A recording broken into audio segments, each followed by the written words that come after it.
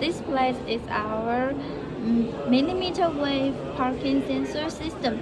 We use this camera. This is the wide angle camera, and also this is our new AI camera. This is sensor, main holster, and this is other sensors just for your reference. We use this sensor. This is the millimeter wave sensor. Okay, now let's check. It's the